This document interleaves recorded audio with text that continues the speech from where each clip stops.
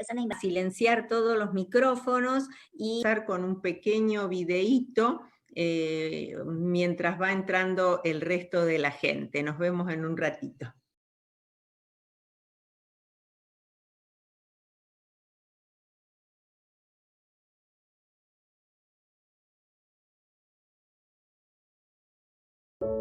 Esta es la historia de un progreso histórico, una historia que no existiría sin ti.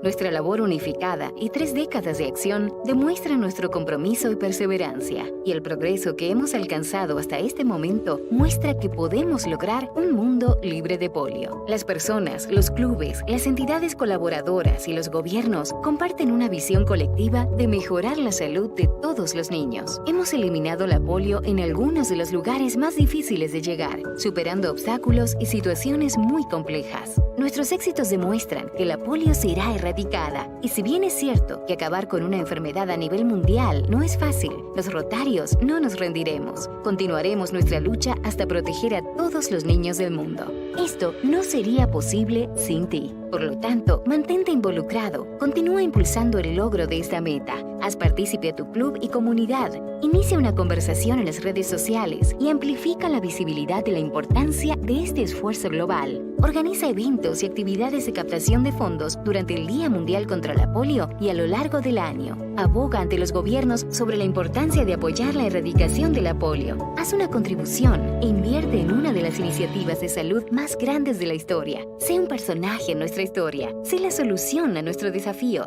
Gracias a la participación de cada uno de ustedes, haremos que la polio sea una enfermedad del pasado. La erradicación es posible, así es que mantengamos nuestra promesa.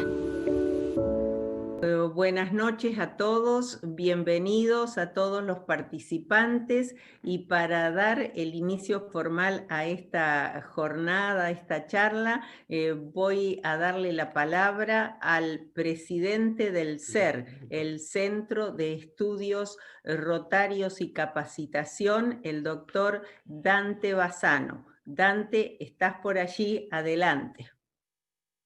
Quiero decirles que se me está congelando la imagen por momentos, así que espero poder esta breve presentación completarla. Les decía, bienvenidos a todos. En particular, doctora Andrea Uboldi, es un gusto, es una distinción tenerlas en este Centro de Estudios Rotarios, en el cual el tema que usted va a tratar esta tarde forma parte de una de las áreas de interés de Rotary. No es un tema estrictamente rotario, pero sí de las áreas de interés, cuál es la salud. Y en particular, de su mano y de sus conocimientos, nos vamos a internar en un ámbito para algunos de nosotros, que no somos profesionales de la salud, no muy conocido y que a veces nos desconcierta por encontrar por allí algunas opiniones diversas sobre un tema que a nosotros nos parecería que está totalmente fuera de discusión. ¿Cuál es el tema de las vacunas? Le quería comentar sobre todo, hay mucha gente presente, muchos nos siguen desde hace mucho tiempo. Tenemos al amigo, y discúlpenme que haga personalizar, Ronald Kay de Chile, hay amigos de Paraguay, de Brasil, seguramente de algunas otras, de otros países que no los tengo registrados en este momento en la pantalla, pero esto es lo que hace la virtualidad, poder darnos la posibilidad de ser vecinos del mundo. O sea, el mundo es nuestro vecino, y nosotros con este Centro de Estudios Rotarios hemos repotenciado nuestra capacidad a una dimensión distinta, cuál es esta edición digital. Bueno, justamente este tema de las vacunas está muy ligado a algo muy caro a Rotary y de mucho interés a Rotary, que seguramente usted lo debe conocer, doctora, el resto son todos rotarios, casi todos supongo lo conocen, es ese formidable programa Polio Plus, en el cual Rotary como institución privada es una de las más importantes, que ha aportado más de $2.000 millones, ingente cantidad de rotarios que han ido a diversas partes del mundo a vacunar contra este flagelo. Tenemos la suerte, usted lo conoce perfectamente, pero lo repito, terminamos de dejar África libre de polio y quedan solo pequeños nichos en Afganistán, en Pakistán, y realmente es muy alentadora la posibilidad de que muy pronto, así como se hizo años atrás con la viruela, podamos tener la polio libre libre de polio al mundo.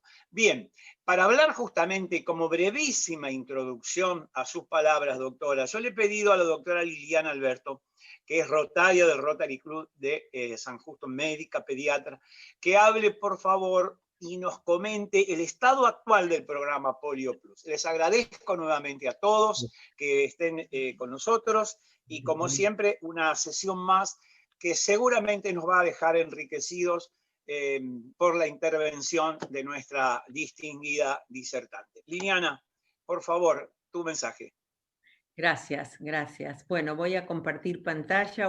Bueno, toda esta charla surge por una fecha, el 24 de octubre, que se celebra el Día Mundial de la Poliomielitis, como una forma de rememorar el nacimiento de Jonas Salk, que fue el creador de la primera vacuna efectiva contra la poliomielitis. Entonces, como invitamos a tanta gente y no sabemos si todos, hay gente joven que a lo mejor no está enterado de lo que es realmente la enfermedad, quería decirles que ¿qué es la poliomielitis? Es una enfermedad infecciosa muy contagiosa, producida por un virus, un enterovirus, que ataca el sistema nervioso central y que produce una parálisis flácida. El 2% de las personas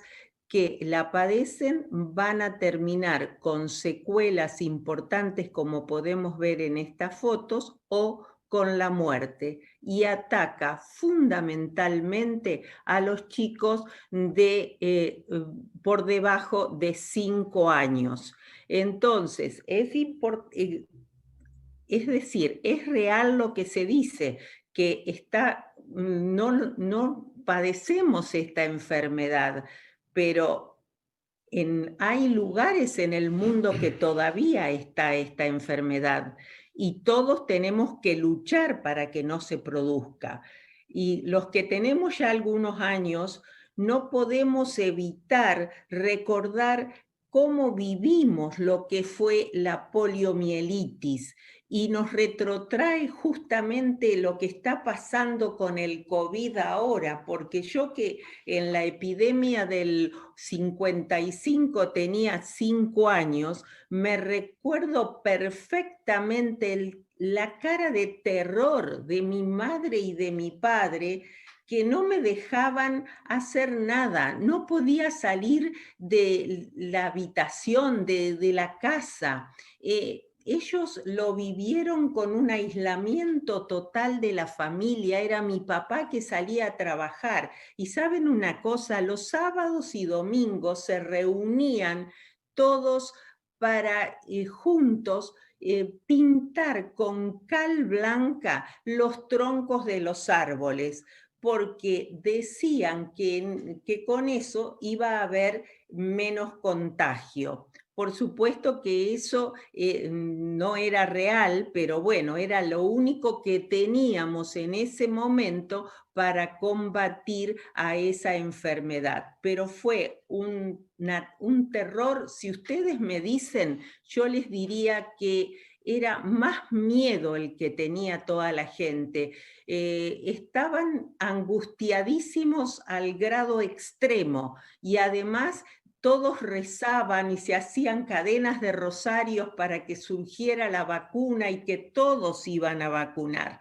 Entonces hay algunas diferencias con lo de ahora, pero con el COVID de ahora, pero también había noticias que no eran correctas. Y bueno, por eso que tenemos que tener muy, muy presente que la poliomielitis existe en el mundo. Y Rotary se comprometió mucho con esta enfermedad y entonces comenzó con un programa que ahora conocemos como Polio Plus, que es el programa insignia del Rotary, el programa más importante y al que dedica la mayor cantidad de esfuerzo y de recursos.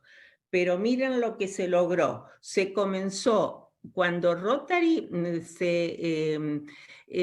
realmente el compromiso de Rotary empezó unos años antes, pero en el 1985, cuando internacionalmente se compromete Rotary, había 300.000 casos en 125 países. Hoy, 2020, al 21 de octubre, hay 140 casos y solamente en 2 países. El progreso ha sido muy importante. Entonces, si vamos a la historia, podemos decir que la historia de Rotary con la polio, porque la polio se conocía de hace ya muchísimos años, aquí podemos ver en esta figura egipcia, como hay una persona con los pies, con uno de las piernas más delgadas y asentando la punta del pie para poder caminar. Eso es una secuela de la poliomielitis de hace muchísimos años. En el 79, Rotary da dinero, una subvención para Filipinas, para que comience un programa de vacunación. Logra un éxito extraordinario, no esperado. Aparecen 1.600.000 niños son vacunados. A partir de esos buenísimos resultados que se obtienen en Filipinas, los rotarios comienzan a investigar y a poner en práctica su proyecto, que se hace realidad en 1985, cuando comienza un programa que se llama Polio 2005 en Rotary. ¿Por qué 2005? Porque en ese momento se esperaba que, basándose en los grandes resultados obtenidos en Filipinas, para el 2005 íbamos a conseguir la erradicación. Pero ¿qué pasó? Hubo muchísimas dificultades que no me voy a poner a hablar, las guerras, problemas religiosos, etcétera, que hicieron que todavía falte un poquito así para lograrlo, ¿no? Cuando empieza el programa en 1985, otras organizaciones muy importantes comienzan a comprometerse y a analizar el proyecto de Rotary, y en 1988 surge la Iniciativa Global para la Erradicación de la Polio, las siglas en inglés, y allí se suma el compromiso de instituciones tan importantes como la Organización Mundial de la Salud, la UNICEF y la CDC de Estados Unidos, del control de enfermedades infecciosas. Se logran grandes avances, y así podemos decir que en el 1994 podemos decir que América está libre de polio, siendo el primer continente que lo logra. Varios años después, en el 2002, ocurre que se pudo decir que Europa también estaba libre de polio.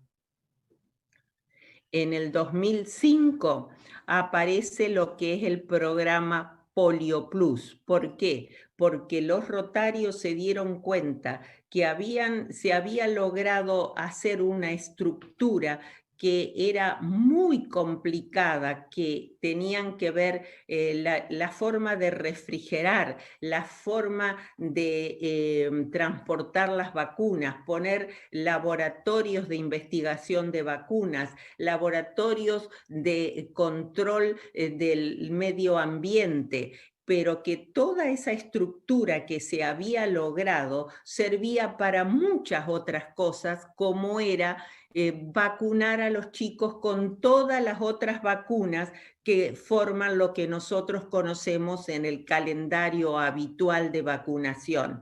pero aún más, permitía otras cosas como, por ejemplo,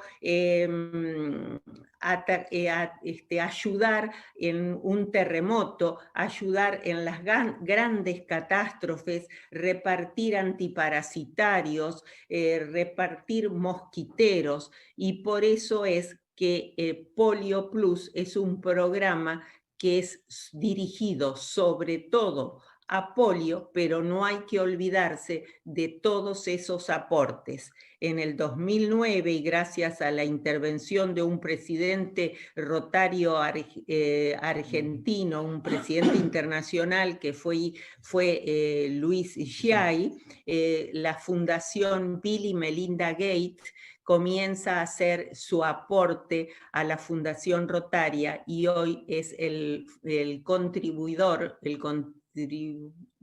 sí, que el que más contribuye con fondos en forma privada.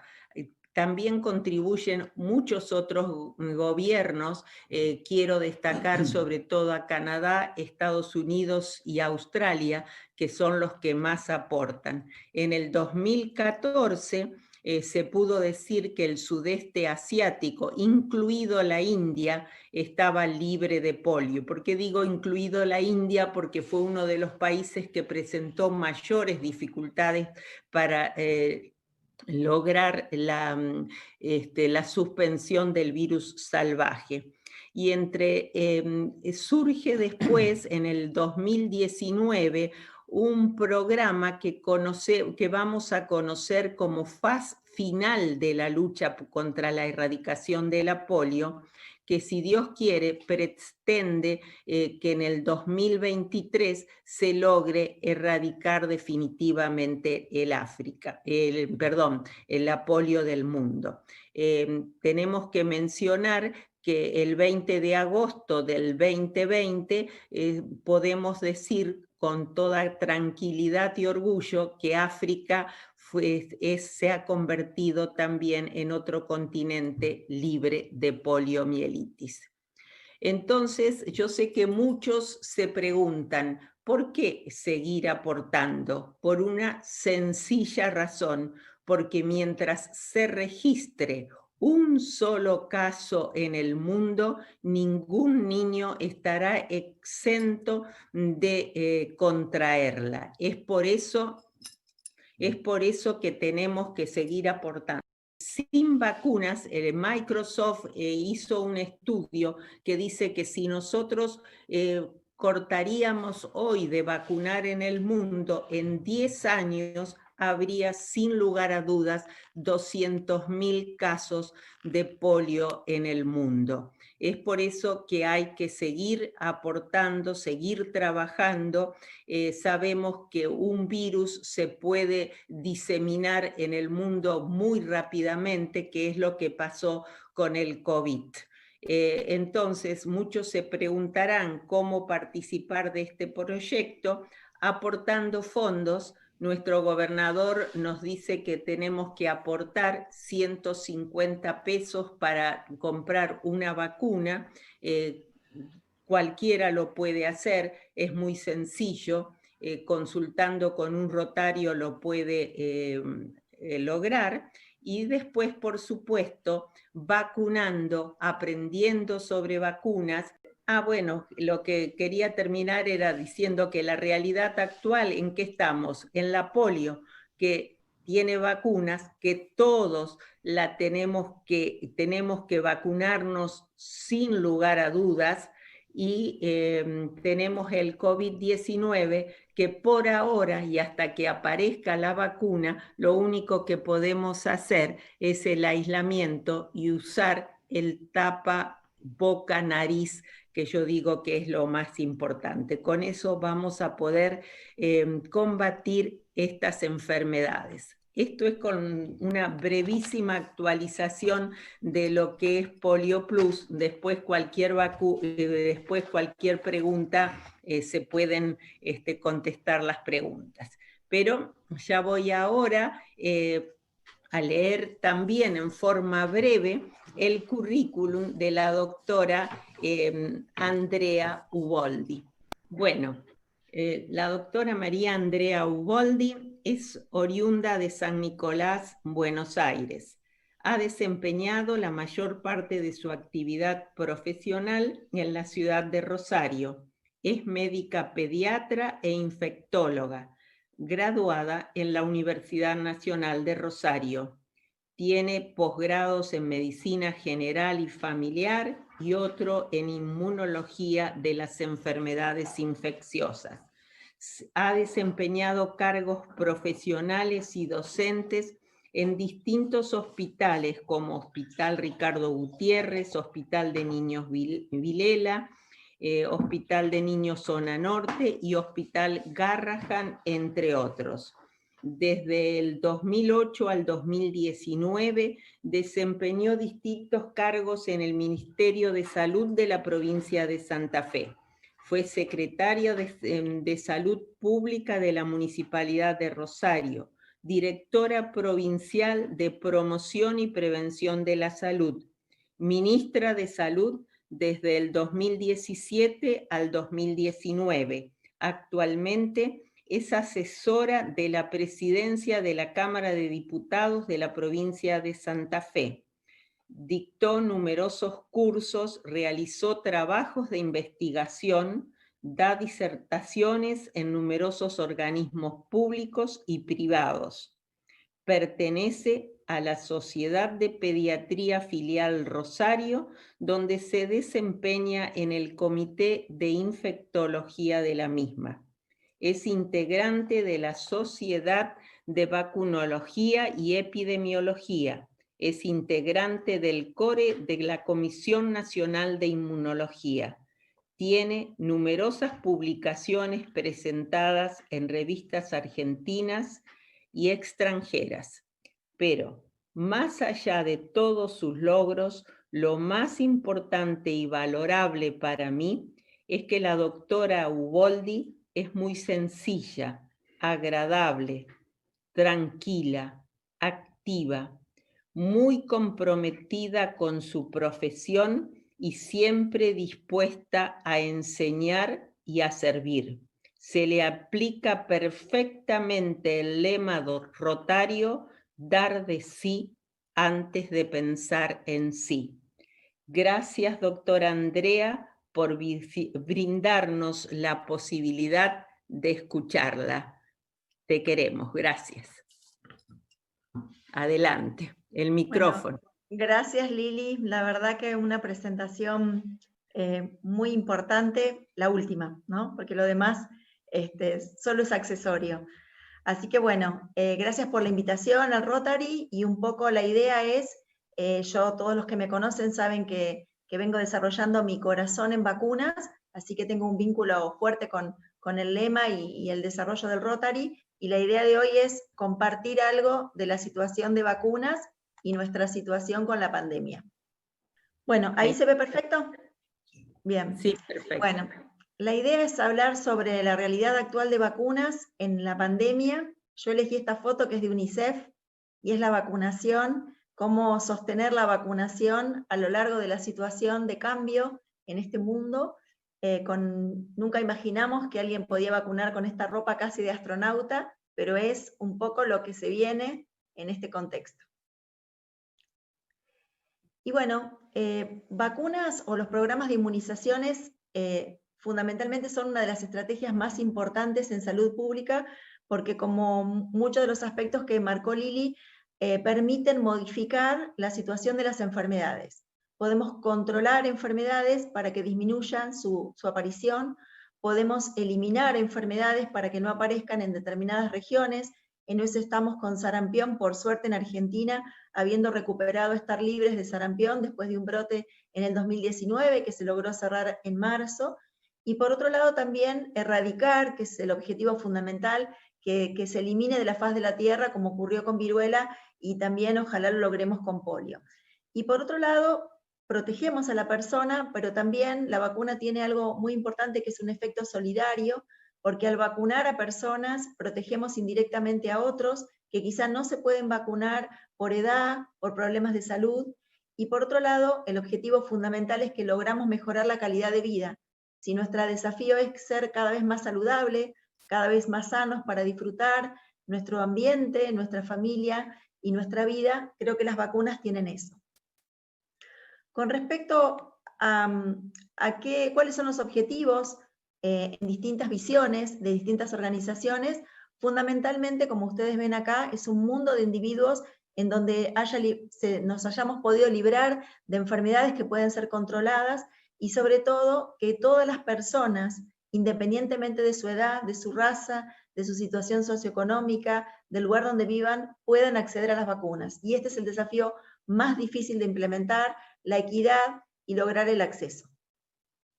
Entonces estos programas han sido muy exitosos y siguen siendo muy exitosos, pero están permanentemente flanqueados o tocados por distintos desafíos, como son los económicos, esto es la inversión en salud o no, las crisis humanitarias y las alertas y las situaciones de crisis como estamos en este momento con pandemia, las situaciones de cambio de lugar y migraciones que pueden ser no solo las migraciones de aquellos países que están en guerra, sino que también nuestras propias migraciones internas en Argentina y en Santa Fe, y también cada vez más, lamentablemente, una pérdida en la confianza de las vacunas y una pérdida en la seguridad de las vacunas, esto encabezado muchas veces por lo que se suele llamar, no aceptado por todos, los grupos antivacunas.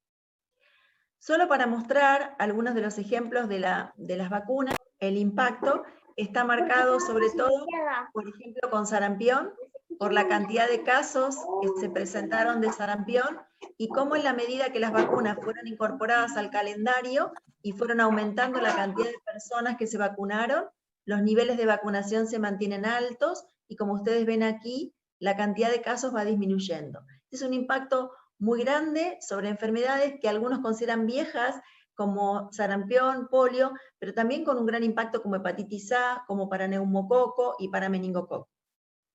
Así que las vacunas nos demuestran que tienen este impacto. Sin embargo, y esta es una dificultad, uno debería lograr que todo el mundo esté vacunado y que todas las vacunas lleguen a todos, pero como ustedes ven aquí, en Latinoamérica, una de las regiones más potentes en donde los programas de vacunación son superiores incluso a Estados Unidos y Europa, fíjense en verde, que serían las coberturas, o sea, la cantidad de gente bien vacunada, en amarillito los más o menos, y en rojo aquellos que están en situación de riesgo. Como ustedes ven, hay una gran dispersión de coberturas, o sea, de cantidad de gente protegida, y esto determina que se armen algunos grupitos de personas que no fueron vacunados y protegidos, y a partir de ahí aparecen las situaciones de brotes que son tan características de nuestra Latinoamérica. Entonces, esta gráfica a mí me parece siempre muy importante cuando tratamos de trabajar con alguna resistencia en vacunas. La vacuna nos protege a nosotros, nos permite que nuestro cuerpo trabaje y produzca anticuerpos o defensas tan importantes en esta pandemia, buscando cómo defendernos del coronavirus. Y por otro lado, las vacunas tienen este efecto protector en la comunidad. Cuanto más personas están protegidas, más barreras armamos y por lo tanto los agentes no pueden entrar. Y habrán escuchado mucho en este último tiempo, con pandemia, la inmunidad de rebaño o la protección de rebaño, esto de poder lograr mucha gente que esté protegida, de modo que al estar protegida la gente, podamos evitar que los agentes entren a la sociedad. Pero también recordar que en nuestra vida hay muchas acciones que están vinculadas con nuestra predisposición a enfermarnos, que a lo mejor no es tan importante como la de otros. En esta gráfica, para mostrarles, en color anaranjado son los llamados portadores, llevan la bacteria y no lo saben, y en rojo aquellos que tienen más riesgo de enfermar. Como ustedes ven, el rol de cada uno de los integrantes de la comunidad es importante. En este caso, para meningococos son los jóvenes los que portan la enfermedad, pero contagian a los más chiquititos y a los más adultos. En el caso del neumococo son los bebés los que pueden llegar a contagiar a los abuelos. Digo, qué parecido a lo que nos está pasando con pandemia, que estamos recluyendo al adulto mayor y alejándolo de sus nietos o sus bisnietos, porque estos pueden llegar a transformarse en los que infecten al adulto mayor. Entonces, en este momento tan importante, uno sigue insistiendo con que las vacunas no son solo una estrategia, son un derecho, son una oportunidad de vivir diferente y sobre todo la oportunidad de mantenernos sanos. Rápidamente contarles que uno puede digamos, transformarse de una persona con riesgo de enfermar a estar protegido, primero por tener la enfermedad. Si alguno ha tenido coronavirus o algún amigo ha tenido coronavirus, uno sabe que ya tuvo la enfermedad y genera anticuerpos y por lo tanto está curado. Sin embargo, hay que ver cómo le va en la evolución de la enfermedad y por eso las vacunas, que son un mecanismo artificial de protección activa, logran poner en juego una maquinaria de defensas de nuestro cuerpo para generar las defensas sin el malestar de tener la enfermedad. Pero también, como muy importante, son las defensas prestadas. La primera defensa prestada es nuestra madre, las mamás, las embarazadas, que a partir de la panza, con el cordón umbilical y la placenta, logran transmitir defensas a los bebés, y por eso los más chiquititos necesitan una mamá bien alimentada, que se cuide muy bien y también que tenga vacunas.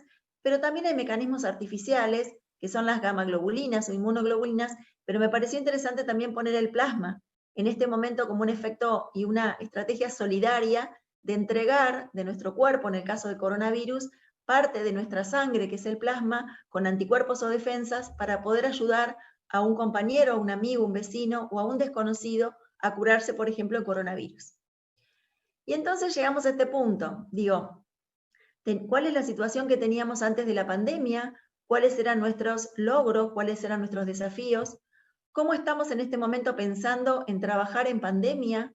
Y finalmente lo que algunos llaman la pospandemia, que a mí me parece mucho más interesante llamar el convivir o el transcurrir con la pandemia, porque por ahora no está visto que haya un post, sino que va a ser un transcurrir, un camino y un proceso. Con respecto a la prepandemia, estábamos en una situación sin barbijo, con niños, hablábamos recién con el equipo de la importancia de la teta, y cuáles eran nuestros logros. El primer logro para mí, importante, y en nuestra provincia y en muchos de los lugares, fue la nominalización, es decir, poder cargar en un sistema los nombres de las personas que se vacunan con las vacunas que reciben. Y esto es imposible de pensar un antes y un después, nos costó un montón en la provincia de Santa Fe implementarlo, tenemos el SICAP, y esto nos permite saber quiénes están vacunados, imprimir el carnet cuando se pierde, que era un tema importante para las familias, poder lograr una búsqueda activa más organizada y también diseñar distintas estrategias. El segundo gran logro para Argentina es la fortaleza o la robustez de un calendario nacional de vacunación que nos iguala, que nos permite disminuir las inequidades y todos podemos acceder a un montón de vacunas para un montón de enfermedades. Y el último gran logro, que me parece que es importante de marcar en el 2020, el cambio de vacuna polio, dejando de lado ya la Sabin, que nos acompañó un montón de tiempo, para pasar a la vacuna inactivada Salk o IPV, y este ha sido un logro no solo de los decisores políticos y de la gestión, sino que ha sido un logro de cada uno de los integrantes del equipo de salud que aún en pandemia se animaron a este cambio, en pensar en dar una vacuna a nuestros niños que sea más segura en el marco de todo lo que es la estrategia de la eliminación de la polio. Y por eso marco aquí los lineamientos técnicos. En este momento tenemos la vacuna inactivada de polio para las distintas etapas de la vida, a los 2, 4 y 6 meses, y un refuerzo al ingreso escolar. Pero nada es tan sencillo. Tener las vacunas compradas, tener las vacunas distribuidas, tenerlas en la heladera, no significa que la gente esté bien vacunada y que nuestros niños estén protegidos. Por eso el gran desafío es cómo logramos que todos mantengan o tengan las dosis necesarias para estar protegidos. Y acá ustedes ven un gran desafío que es cómo mantenemos los niveles de protección altos, y ven en la línea roja que lamentablemente para las terceras dosis de los 6 meses tenemos una caída importante en la protección, y esta caída en la protección tiene el riesgo de que las enfermedades vuelvan a aparecer. No solo a los 6 meses, sino que aquí también ustedes lo ven al año. Esto no está ocurriendo no solo en Argentina, sino que también en Latinoamérica, y también, lamentablemente, al ingreso escolar. O sea que el gran desafío que tenemos, uno de ellos es mantener nuestros niños protegidos, de modo que lleguen las vacunas a cada uno de ellos.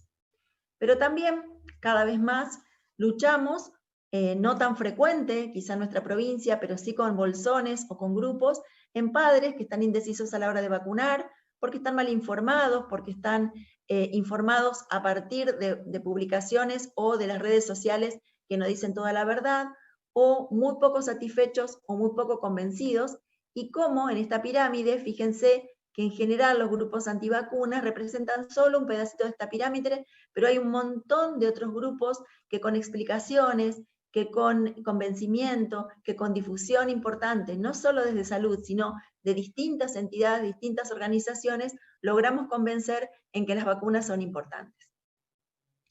Entonces teníamos antes de la pandemia dos desafíos, uno las coberturas y otro la posibilidad de algunos que piensan como familiares o como cuidadores que las vacunas no son importantes.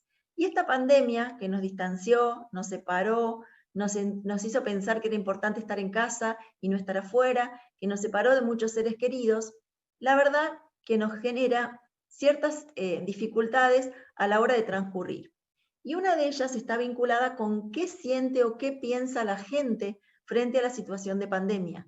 Y este riesgo que está escrito, que científicamente está demostrado, se transforma en un riesgo percibido. ¿Cuánto la gente tiene de miedo, cuánto de angustia, cuánto de insatisfacción, cuánto de incertidumbre para generar algunos cambios conductuales que pueden colaborar o no en el sistema de salud? Y así también los mensajes de las redes, de los medios de comunicación, de algunos opinólogos y de personas que a veces con buena intención, pero con desconocimiento, difunden o transmiten mensajes, llena a la gente de confusión en no saber si todos vamos a morir, si nos tenemos que quedar en casa, si podemos salir o no, si va a haber que vacunarse, si mejor no ir al sistema de salud porque quizá nos contagiemos. Y muchos de esos mensajes contradictorios determinaron este alejamiento de los niños y sobre todo de los adultos del sistema de salud. Para mostrarles en esta pandemia, esta es una pirámide del comportamiento de la enfermedad. Fíjense que el 80% de la enfermedad cursa con personas que no tienen síntomas, que son los asintomáticos, y con personas que tienen escasos síntomas, que un grupo pequeño de un 15% va a requerir atención e internación, y solo un 3 a un 5% va a requerir terapia intensiva. Y que los niños que ustedes ven aquí en esta curva, en general se presentan con muy pocos síntomas, no presentan formas graves y por lo tanto para esta enfermedad no parecen tener demasiada repercusión en compromiso. Y entonces, ¿cuál es el gran desafío de la pandemia y de la vacunación? Que si nosotros no logramos resistir, sostener, fortalecer los programas de inmunizaciones, vamos a conspirar también con el sistema de salud, porque a partir de que no vacunemos a determinados grupos de edad, nos vamos a encontrar con la aparición nuevamente de enfermedades que fueron controladas, que ya no existen, y que estas enfermedades van a enfermar a nuestros niños, adolescentes o adultos, y van a condicionar una necesidad del sistema de salud con más necesidad de camas y más necesidad de terapia intensiva.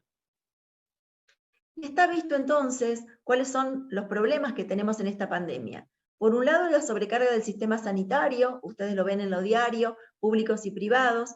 Nuestro personal que estaba dedicándose a vacunas es personal de enfermería fundamental para la pandemia.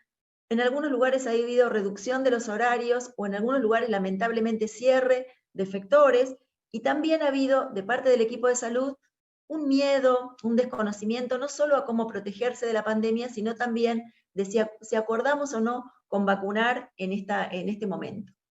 Y por otro lado, del lado de la familia y del lado de las actitudes de los usuarios, nos encontramos con el aislamiento social obligatorio que nos alejó, el miedo al contagio pensando que en el efector está el virus y que nos podemos contagiar, y también con los mensajes contradictorios que no pudimos flexibilizar, como es quédate en casa, con un mensaje tan duro que hace que nadie se acerque o que quizá todos tengan miedo de enfermar.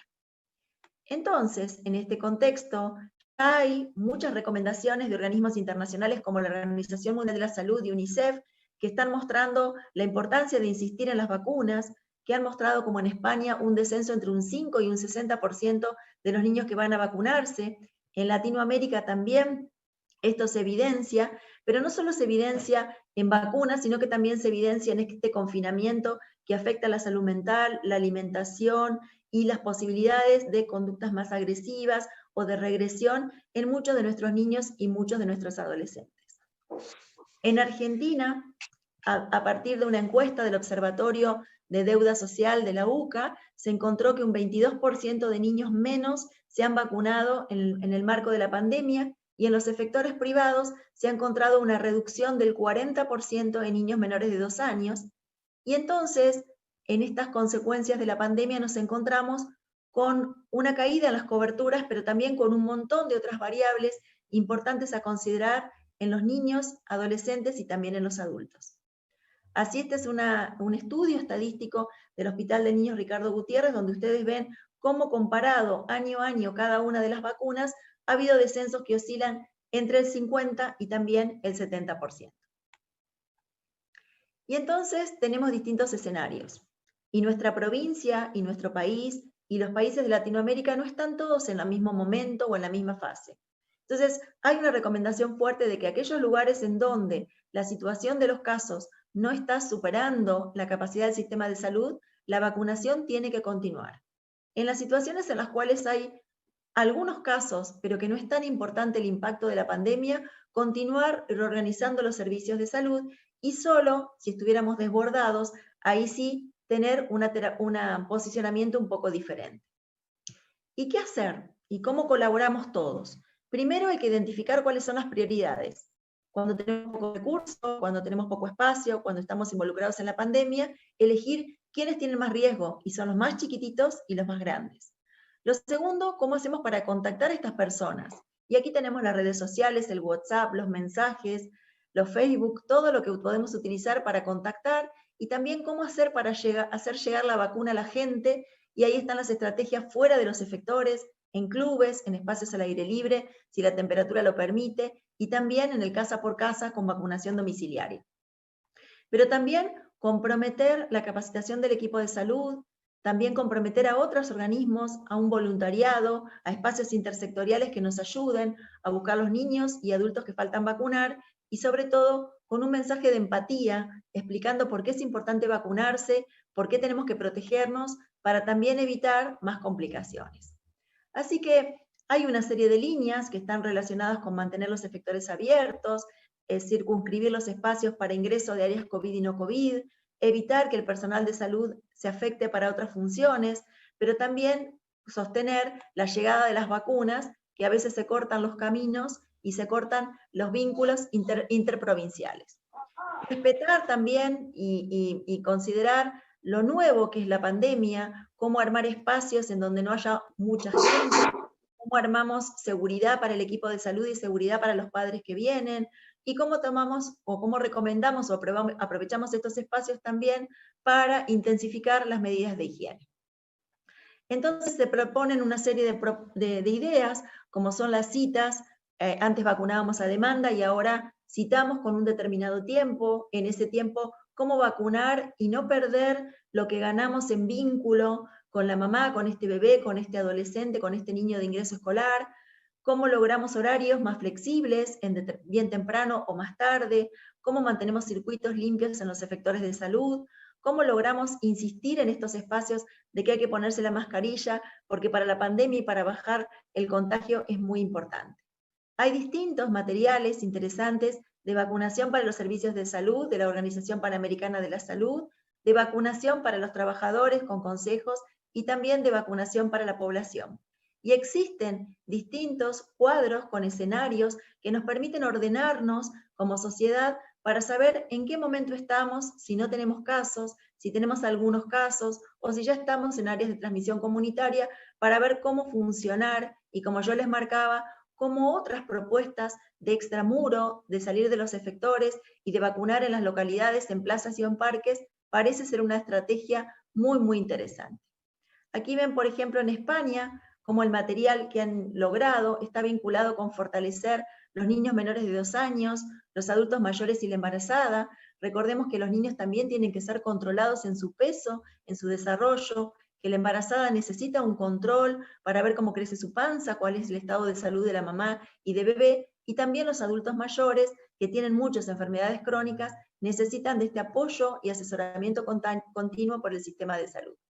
Esta me pareció muy interesante, es del Colegio de Enfermería de España, donde muestra qué pautas darle a los cuidadores antes de venir al efector, cómo estar trabajando en el centro de salud y cómo trabajar con determinadas recomendaciones como la distancia, el lavado de manos, el cubreboca, nariz y mentón y las toallitas descartables, para poder facilitar que la práctica sea segura para los usuarios, pero también para el equipo de salud.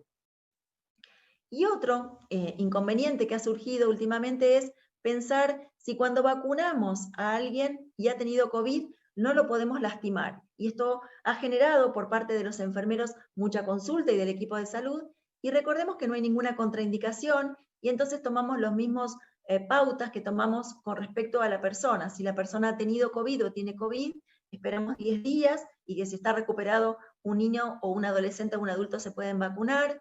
Aquellos que han quedado como contactos estrechos, aislados por el vínculo con un caso, pasados los 14 días también se pueden vacunar. Y se han presentado algunas situaciones dilemáticas de mamás que eran positivas, con bebés negativos, y estos chiquitos deben recibir la vacuna de hepatitis B y BCG, porque está recomendado no posponer, si no hay una situación de gravedad, ninguna vacuna para que no compliquemos más el transcurrir de la situación de salud de cada uno. Entonces, un poco para cerrar la charla, me parece importante insistir en que el mundo cambió y la pandemia nos interpela a cambios conductuales en la vida diaria y en la práctica del sistema de salud. Este es un momento único para reafirmar la confianza a una estrategia preventiva como son las vacunas, a la luz sobre todo de que se vendrán vacunas para el SARS-CoV-2 o el coronavirus. Por otro lado, es muy importante el rol de cada uno de los integrantes de nuestro equipo de salud, que tiene que estar comprometido, pero aparte bien informado y capacitado para acompañar en las decisiones de los padres. También los cuidadores, padres y madres son fundamentales para obtener la protección comunitaria y es vital que nos informemos, que se investigue para poder tener vacunas que estén formuladas en una única jeringa, con combinaciones para disminuir los pinchazos, vacunas que sean orales y que sean más ricas, para que quizá los niños las puedan tomar y no sientan el momento crítico de un pinchazo. Solo contarles que en el marco de esta situación estamos para el año que viene con la posibilidad de incorporar vacunas para el coronavirus. Y en esa situación es fundamental trabajar sobre la seguridad, que estas vacunas que se están desarrollando, investigaciones en fase 3 en este momento, sean seguras, que estemos analizando los efectos adversos que producen, porque vamos a trabajar con personas que son sanas y que no tienen ningún problema de salud.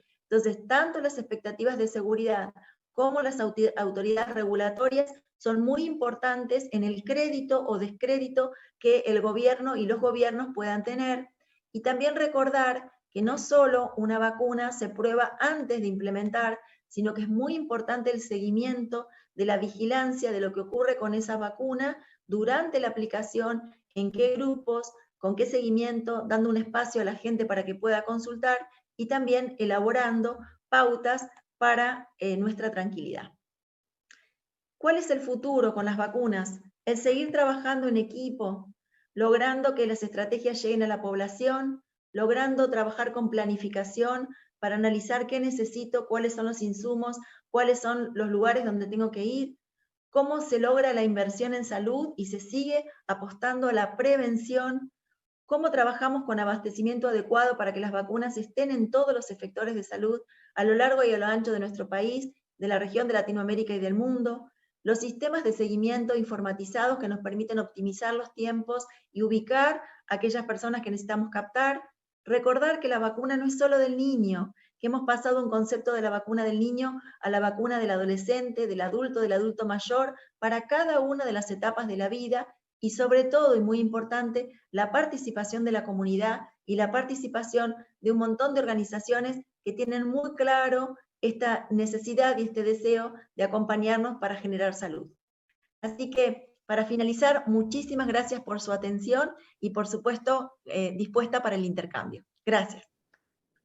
Muchísimas gracias, Andrea. Has sido muy, muy clara realmente. Y bueno, yo le invito a las personas que a través del chat, si quieren formular preguntas, que las iremos contestando. Y dentro de no hubo preguntas, sí diciendo que estabas siendo muy clara, solamente un comentario desde el Hospital de Galvez que dice que ellos se han organizado poniendo distintos días para la vacunación y haciéndolo también en distintos lugares. Así que, Eso es bueno. genial, genial. Tal cual. Me parece que el gran desafío es encontrar en qué lugares y cómo separamos o acondicionamos. La verdad que la pandemia nos mostró que había muchas que estaban cerradas, los clubes, los salones de fiestas que también estaban cerrados. Digo, cómo nosotros corremos lo preventivo y la gente que quizá no está padeciendo COVID a un espacio acondicionado. Si le podés, perfecto, clarísimo, realmente es lo que nos pasó a nosotros con la extracción de sangre. Exacto. En San Justo hay un grupo que es ABAS, que se ocupa de la donación de sangre en forma voluntaria, y de repente nos dimos cuenta que se podía hacer en otros hospitales hace unos años, así que realmente fue muy importante. Voy a ver si algunas otras preguntas que puede haber. Dice, si un joven no tiene primo vacunación de polio, ¿se debe vacunar? Sí, en nuestro país hay una recomendación con respecto a la vacunación hasta los 18 años. Es decir, nuestro país establece que hasta los 18 años cualquier persona que no cuenta con vacuna para polio hace un esquema de 3 dosis. Una primera, al mes una segunda, y entre los 6 meses y el año la tercera. Esto sería para nuestro país. Ahora, si una persona joven que no tiene su calendario o que ha extraviado su carnet o que no recuerda haberse vacunado varias de polio por misiones humanitarias, por supuesto, independientemente de la edad, no es el 18 el tope, sino que independientemente de la edad, se debe vacunar para estar protegido.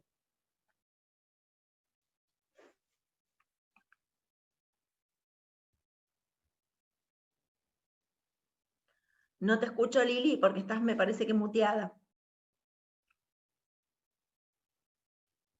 Sí, como estaba viendo los chats, había, no, me preguntan si, bueno, ¿cuál es el estado actual de la vacunación para el COVID que está en la fase 3?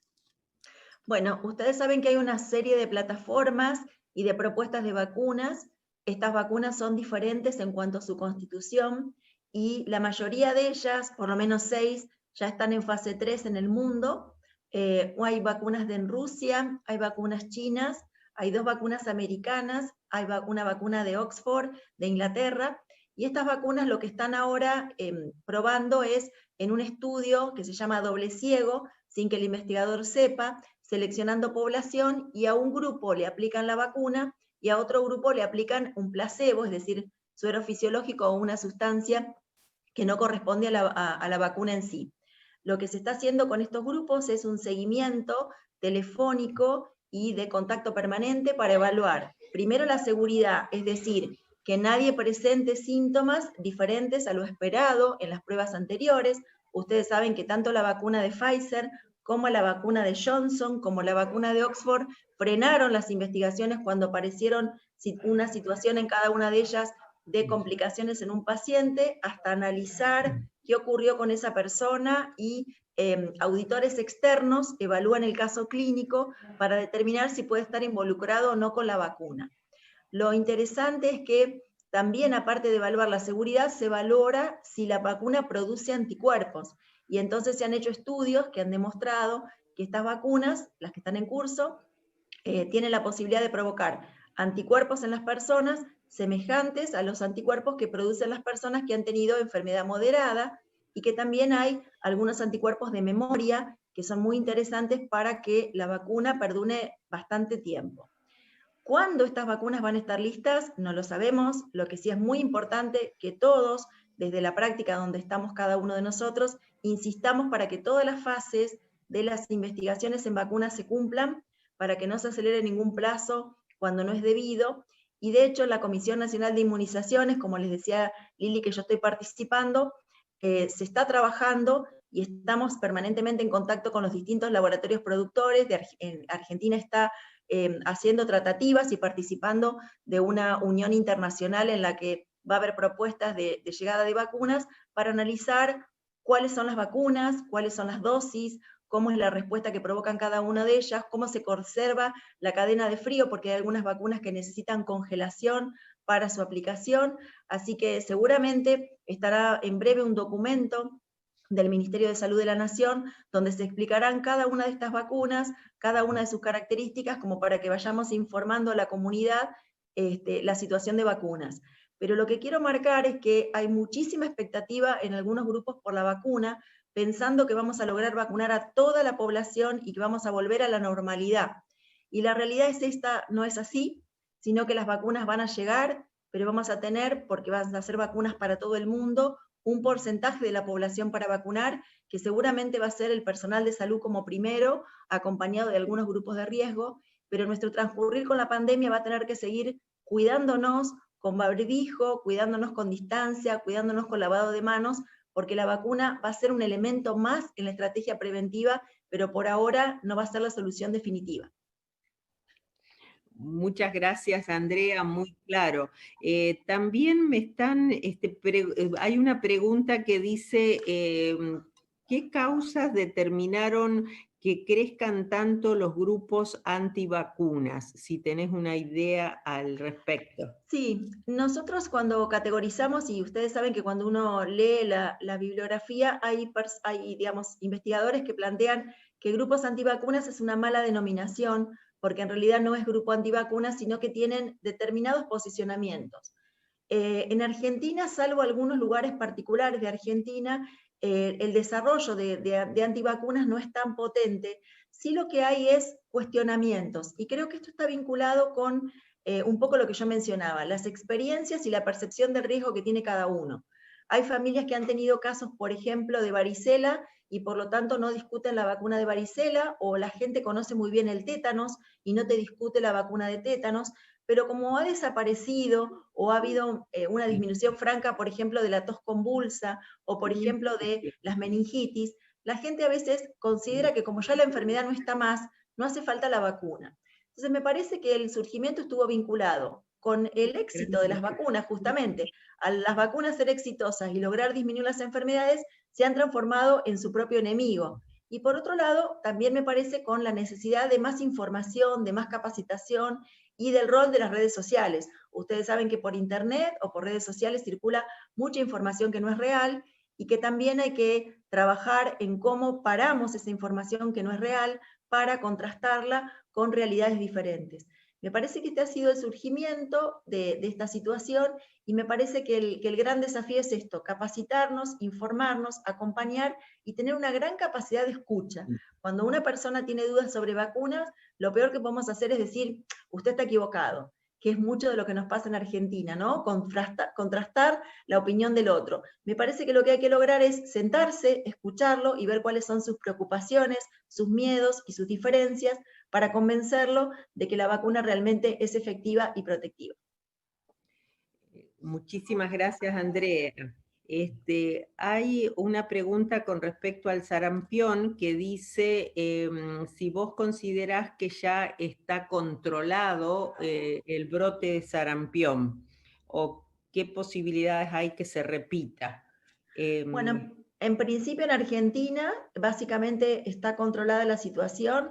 Se hizo un gran esfuerzo aún intrapandemia, sobre todo en conurbano bonaerense, que tenía una situación muy difícil, y Ciudad de Buenos Aires, y por el momento yo les voy a decir que creo que la protección que tenemos es las fronteras cerradas.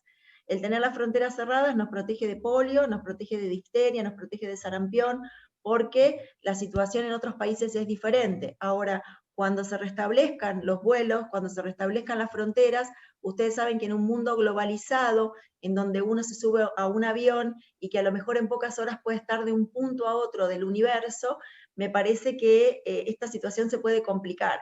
Y se va a complicar porque las coberturas, si no nos esforzamos porque los niños de 1 año y de ingreso escolar estén bien vacunados para sarampión, si alguien ingresara con clínica de sarampión o con sarampión viniendo de otro lugar, va a ser fácil que se disemine el sarampión si los niños nuestros no están bien protegidos o bien vacunados. Gracias. Justamente una pregunta que se relaciona mucho, y bueno, te hago las dos de polio, que son las dos preguntitas de polio específicas, bueno, ¿cuál es el porcentaje mínimo de vacunados que tiene que haber en una población para asegurar que no se vuelva a repetir la enfermedad o una epidemia? Y la otra, ¿por qué polio inactivada y no virus atenuado sería inyectable versus oral, más o menos, como para hacerlo más simple? Bueno, la primera, para la mayoría de las vacunas, lo que se exige es una cobertura muy alta, es mucho más alta, sobre todo para las enfermedades que tienen transmisión respiratoria. Polio ingresa por vía respiratoria, así que se exige 95% sostenido. Es decir, que cada año uno tendría que tener 95% de la población destinataria vacunada en forma sostenida para lograr que no se repitan los brotes o las epidemias.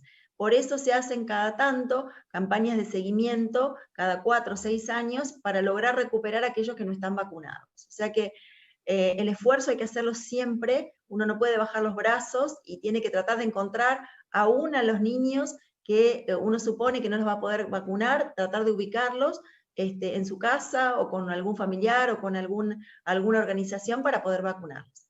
Y con respecto a polio, ustedes saben que hay una diferencia entre estas dos vacunas. Tenemos una vacuna que es la vacuna muy querida por todos, la Sabin oral, que es una vacuna en donde la gente está adormecido, justamente no está muerto, sino que está adormecido, y que tiene como particularidad la posibilidad de que se elimina por materia fecal, porque ingresa por la boca, se replica a nivel del intestino y se elimina como restos vacunales a través de materia fecal. Este mecanismo de beneficio de digamos, eliminarse por materia fecal generaba muchas veces la protección de rebaño o la posibilidad de que algunos niños que no estuvieran vacunados pudieran entonces estar protegidos.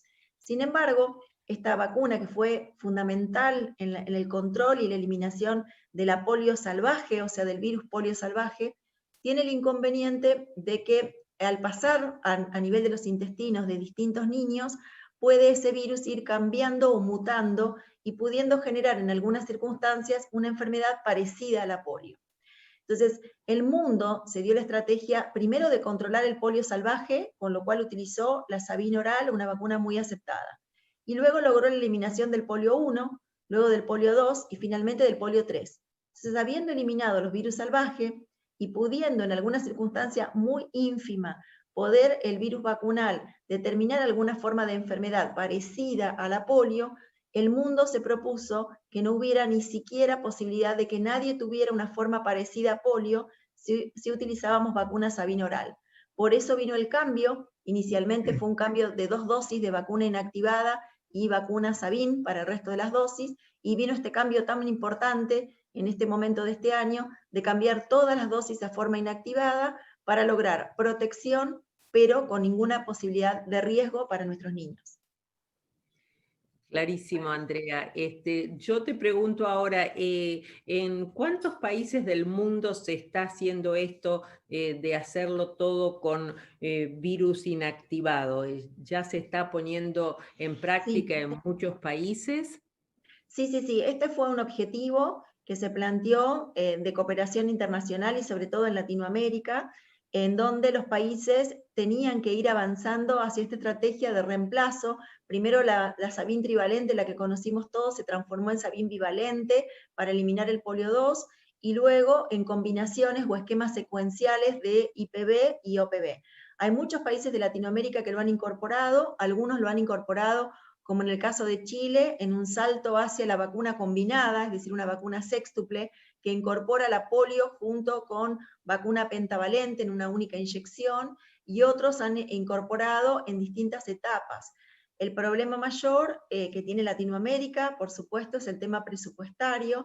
Entonces, primero ese tema, y el segundo, hubo el año pasado y el anteaño, 2018-2019, dificultades en la provisión de vacuna IPV o inactivada.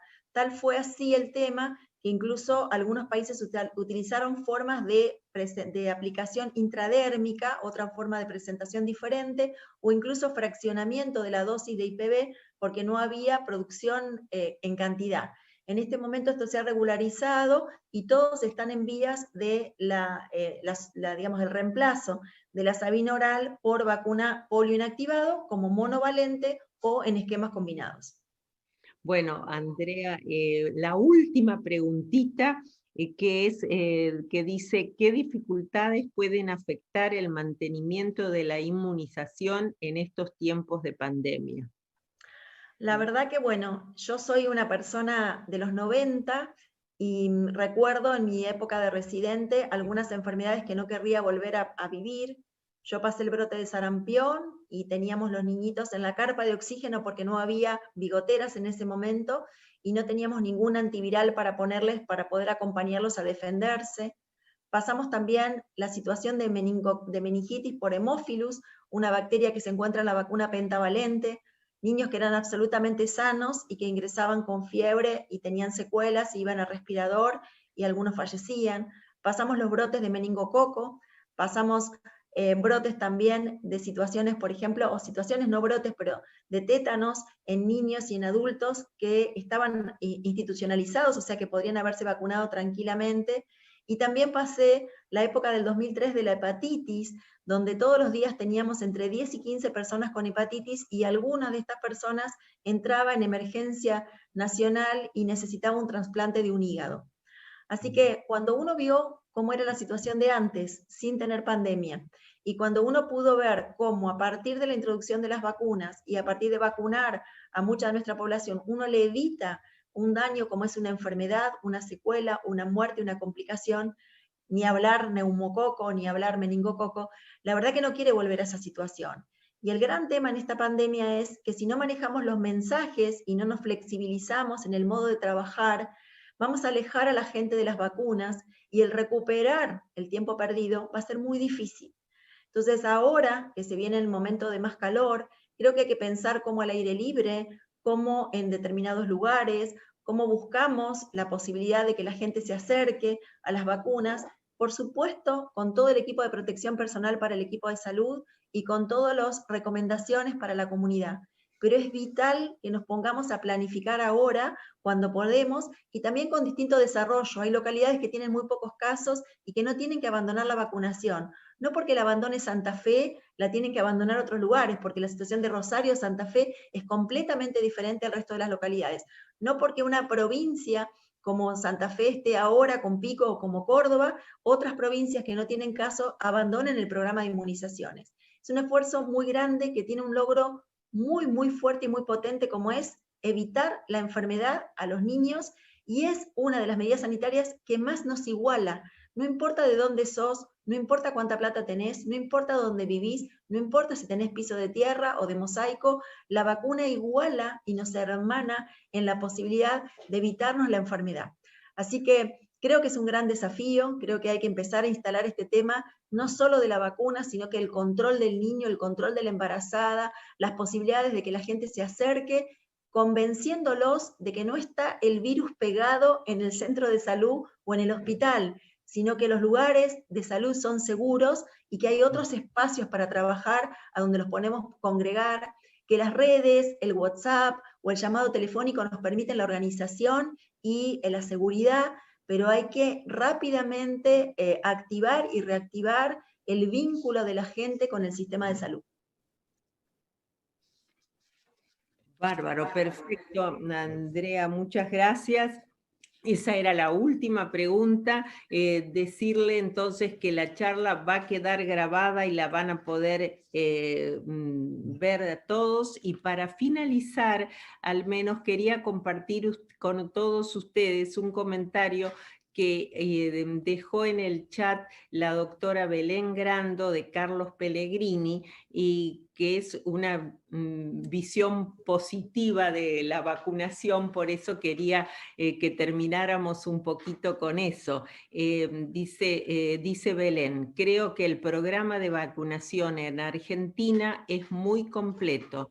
Los que trabajamos con el programa de intercambio de jóvenes y hacemos su documentación, vemos la gran protección que tienen y la importancia del CICAP al tener registro de todo su historial en vacunación. Yo estoy totalmente de acuerdo con la doctora Belén que lo que se hizo con el SICAP es realmente increíble. El SICAP, para los que no saben, es el registro de todas las vacunaciones. Entonces los chicos de Santa Fe estén en Córdoba, pueden pedir el registro, el carné, porque se olvidaron de traerlo y están todo registrado. Eso fue un adelanto grandísimo y de la cual fuiste una parte importante. Así que felicitaciones, Andrea, por ese